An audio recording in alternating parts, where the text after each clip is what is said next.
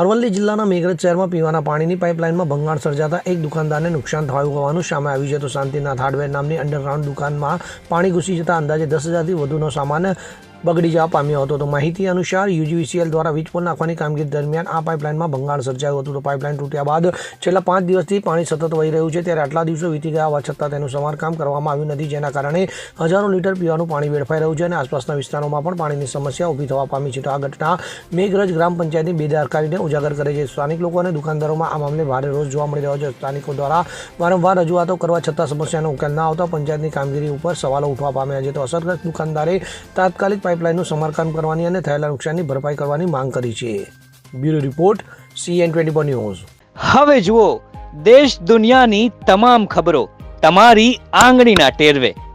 ઉઠાવો મોબાઈલ અને Google Play Store પરથી ડાઉનલોડ કરો અમારી CN24 ન્યૂઝ મોબાઈલ એપ.